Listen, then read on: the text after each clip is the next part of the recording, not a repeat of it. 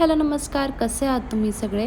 तर मंगळवारी दिनांक 14 तारखेला मकर संक्रांती होती आणि त्या दिवशीचा व्लॉग आज मी तुमच्यासोबत शेअर करते.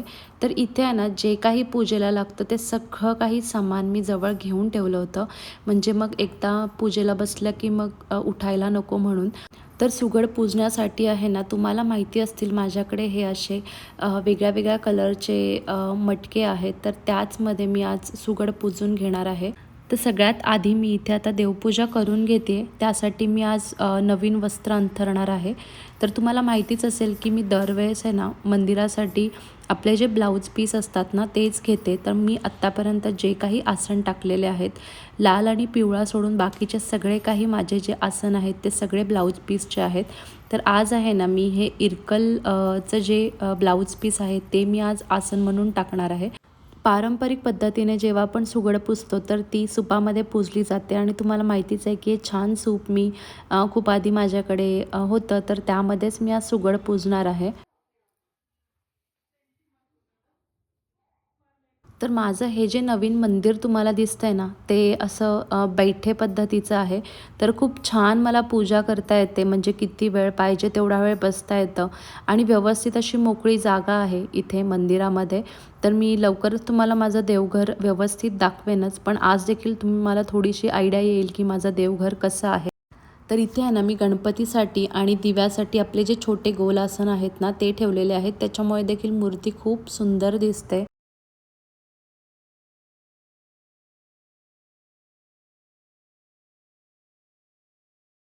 तर हे बघा, माझी आजची पूजा झालेली आहे आणि फुलं भरपूर मिळाल्यानंतर मंदिराचा लूक देखील बदलून जातो. जी काही फुलं होती ती सगळी काही आज देवासाठी घेतलेली होती. तर इथे आता मी पाट मांडलेला आहे आणि त्याच्यावरती मी हे गुलाबी कलरचं आसन टाकते आणि त्याच्यावरती माझं जे सूप आहे त्याच्यावरती मी सुगड पुजून घेते. तर आज संक्रांतीला पिवळ्या कलरची साडी नेसायची नव्हती. तर माझी ही जी साडी आहे ना, ती तुम्हाला व्हिडिओमध्ये जर पिवळी दिसत असेल तर ती पिवळी नाही आहे, ती आंबा कलरची साडी आहे.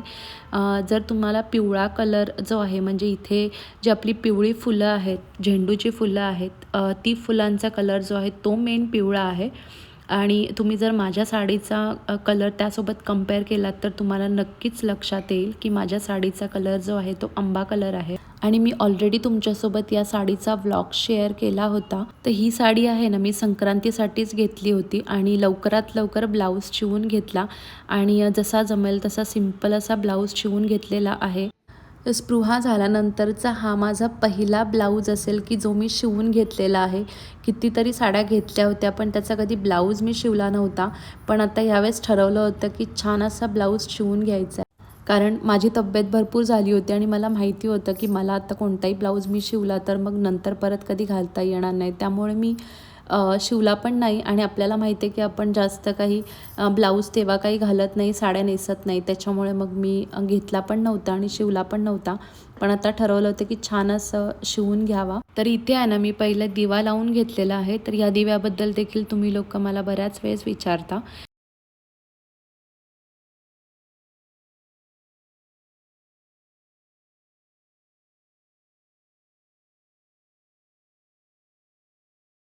तर आता ठरवलं होतं की भरपूर साड्या घ्यायच्या आणि आत्ता आपण स्पृहाचं देखील बोरनान आहे, तर त्याची देखील तयारी चालू आहे.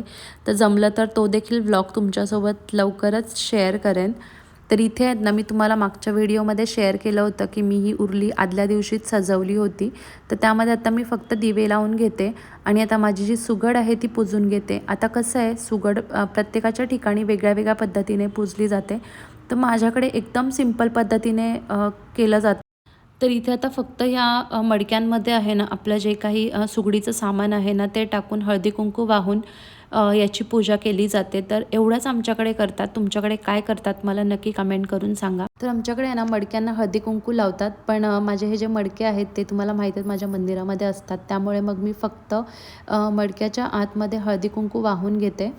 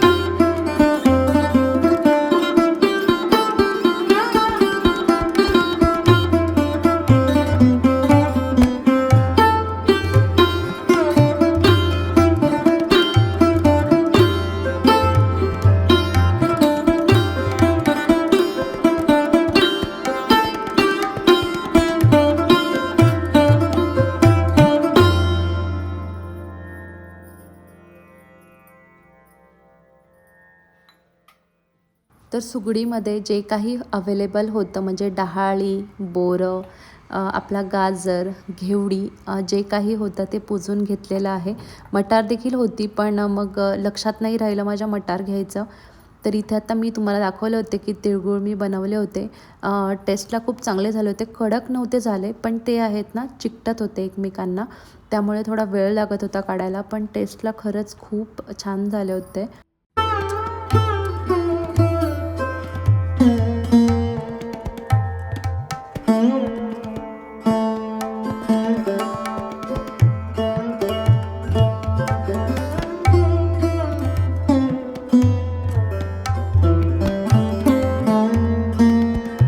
तर संक्रांतीचं महत्त्व म्हणजे जे मला वाटतंय ते आहे की आपल्या वर्षाचा पहिला सण असतो की जो आपण व्यवस्थित केला तर आपलं पूर्ण जे वर्ष आहे ते असं सुंदर आणि प्रसन्न जाईल.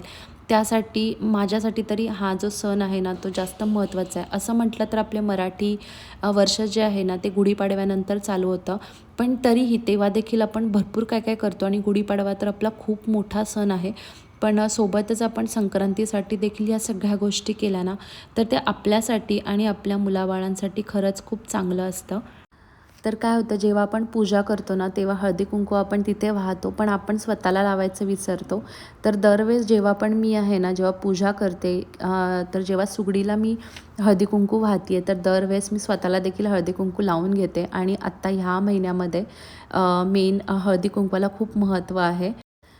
तर आता आहे ना म्हणजे मी पूजा करताना एवढं काही तयार होणार नव्हते. म्हणजे वेल वगैरे जे काही घेतलं होतं ते सगळं घातलं होतं. कारण मला आहे ना सकाळीच हळदी कुंकवासाठी जायचं होतं. इथे सकाळीच ठेवलं होतं त्यांनी हळदी कुंकू. तर म्हटलं तिथे जायचंच आहे तर आपली पूजा जी आहे ती देखील आपण छान आवरून ते करावी आणि त्यानंतर बाहेर जाता येईल. म्हणून मग मी सगळं तयारी करूनच पूजा देखील केली आणि नंतर हळदी कुंकवासाठी गेले. तर इथे आहे ना संदीपला सांगितलं होतं की माझा एक फोटो काढा म्हणजे स्टेटसला ठेवता येईल. तर त्यांनी व्हिडिओ देखील बनवली. छान आली त्याच्यामुळे म्हटलं तुमच्यासोबत शेअर करते. तर पूजा झाल्यानंतर जेव्हा आपण फुलं ठेवतो, हळदी-कुंकू वाहतो, तेव्हा पूजे झाल्यानंतर इतकं सुंदर वाटतं.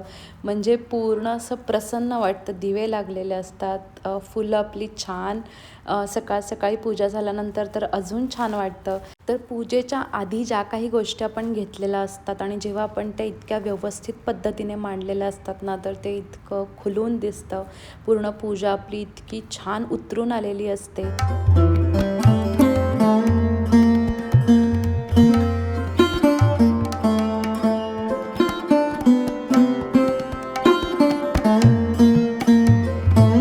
तर माझी पूजा आज खूप लवकर झाली होती. त्यामुळे मग मी सकाळी सगळं जेवण जे आहे ना, ते सकाळीच करून घेतलं. कारण तुम्हाला सांगितलं जसं की मला बाहेर जायचं होतं. तर आजचा जो मेनू आहे तो सिंपल आहे. मेथीची भाजी, पुरी आणि श्रीखंड. म्हणजे संक्रांतीसाठी जनरली मी श्रीखंडच आणते. कारण गुढीपाडव्याच्या दिवशी मेन आपण पुरणपोळी वगैरे बनवतो. तर इथे आहे ना आपली जी लसणाची पात आहे ना, मी आता गावाला गेली होती. तर तेव्हा मी तिथून घेऊन आलेली आहे भरपूर भाज्या म्हणजे मेथी, लसणाची पात, कांद्याची पात, भरपूर कांदे. तर ते सगळं निवडून ठेवायला मला त्या दिवशी आल्यानंतर खूप उशीर झाला. पण तरीही सगळं निवडल्याशिवाय ते चांगलं राहत नाही. त्यामुळे मग मी लगेचच सगळं निवडून ठेवलं होतं. तर ताजी ताजी मेथी आहे ना ही खरंच खूप छान लागते. आणि कोवळी शेतातून तोडून आणली होती. त्यामुळे तर ती अजून छान लागत होती. आणि निवडायला मला भरपूर वेळ लागला नाही कारण शेतातून आम्हीच तोडून आणली होती. त्याच्यामुळे मग ती खूप जास्त असं कचरा नव्हता, गवत नव्हतं, काही नव्हतं. त्याच्यामुळे निवडायला मला जास्त वेळ लागला नाही. तर इथे आहे ना मी आपण लसूण टाकण्यापेक्षा मी इथे लसणाची जी पात आहे ना ती वाटून ठेवलेली आहे थोडीशी मिरची टाकून. तर मग लसूण टाकायची काहीच गरज पडत नाही. तर जेव्हा पण मी मेथीची भाजी बनवते ना ती कधीच कट करून घेत नाही. कारण मेथी जर तुम्ही कट करून घेतली तर ती थोडीशी कडू होते. त्यामुळे मग मी मेथी जशी आपण निवडलेली असते ना तशीच मी भाजी बनवते. तर प्रत्येकाची पद्धत आहे ना ती वेगळी वेगळी असते. तर ही अशी माझी पद्धत आहे. तर इथे माझी भाजी आणि लगेच होते. मेथीच्या भाजीला काही जास्त वेळ लागत नाही. त्याच्यामुळे मग मी मेथीचीच भाजी ठरवली होती. आणि त्यानंतर पुरी आणि मेथीची भाजी जर तुम्ही कधी खाल्ली नसेल तर नक्की ट्राय करून बघा. खूप छान लागते आणि सोबत श्रीखंड असेल तर अजून छान लागतं. तर जेव्हा आपण श्रीखंडाचा मेनू असतो ना तर आपल्याकडे ना पिवळा बटाटा केला जातो, पण ते तर आपण जेन्युअनली म्हणजे सगळेजणच करतात, पण तुम्ही त्यासोबत जर मेथीची भाजी खाल्लीत ना तर अजून टेस्टी लागते. तर इथे मी थोडंसं शेंगदाण्याचं कूट देखील ॲड केलेलं आहे, कारण आपल्याला माहिती आहे मेथी किती मोठी असेल ना तरी ती शिजून कमी होते, त्यामुळे थोडंसं शेंगदाण्याचं कूट टाकायला लागतं. नाहीतर मग आपण मुगाची जी डाळ आहे ना ती देखील घालू शकतो. तर खूप कमी असेल तर मी मुगाची डाळ घालते, नाहीतर मग शेंगदाण्याचं कूट टाकते.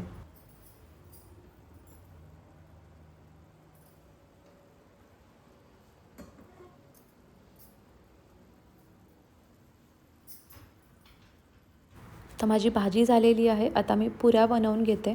तर मी आहे ना आरूसाठी जेव्हा पण पुरी बनवते म्हणजे सगळ्यांसाठीच, तर पुरीचा आहे ना असा गोल आणि छोटा शेप बघून आहेत ना मुलं थोडेसे जास्त खातात. त्यांना ते खूप आवडतं आणि तुम्ही वेगळ्या पद्धतीने त्यांना प्लेटमध्ये वाढून दिलं तर ते नक्की खातात. तर थोडा वेळ जास्त जातो, पण जर हे व्यवस्थित केलं ना की मग मुलं व्यवस्थित जेवण करतात. त्यामुळे मग मी ही जी पुरी आहे ना ती माझ्याकडे अशी एक वाटी आहे थोडी मोठ्या साईजमध्ये, त्या साईजने मी ती कट करते पुरीच्या शेपमध्ये आणि तळते. छान होतात. आणि मी आज पिठामध्ये काहीच नव्हतं घातलं, ना मैदा नव्हता, फक्त गव्हाचं पीठ होतं. तरी देखील पुऱ्या खूप छान झालेल्या होत्या. तुम्ही पिठामध्ये रवा देखील ॲड करू शकता, त्याच्याने देखील पुऱ्या खूप छान होतात. तर मी दरवेळेस पुरीच्या पिठामध्ये रवा घालते, पण ह्यावेळेस नाही घातला, कारण माझं जे पीठ आहे ना ते खूप चांगलं आहे, त्यामुळे मग मला दुसरं काही घालायची गरज पडली नाही. तर माझी तळायची एकच कढई आहे, त्याच कढईमध्ये मी दरवेळेस तळते. तर ही जी कढई आहे ती लोखंडाची कढई आहे आणि जे काही तळलेलं तेल असतं ना ते मी म्हणजे वापरत नाही जास्त. एकाच दिवशी जेवढं वापरता येईल तेवढं वापरते, दुसऱ्या दिवशी ते नाही वापरत, म्हणजे टाकूनच देते. तर लोखंडाची कढई आहे ना लोक आपल्या ज्या पालेभाज्या आहेत त्या बनवण्यासाठी वापरतात. मी देखील मेथीसाठी लोखंडाचीच कढई वापरते, पण आज मला याच्यामध्ये आत्ता पुऱ्या बनवायच्या होत्या, त्यामुळे मग मला दुसऱ्या कढईमध्येच मेथी बनवायला लागली.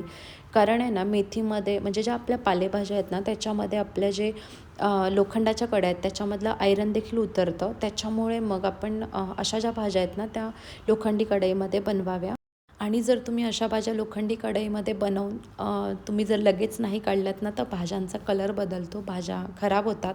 त्यामुळे जर तुम्ही लोखंडाची कढई वापरत असाल तर त्या भाज्या लगेच शिजून झाल्यानंतर लगेचच कढईमधून काढून घ्यायच्या.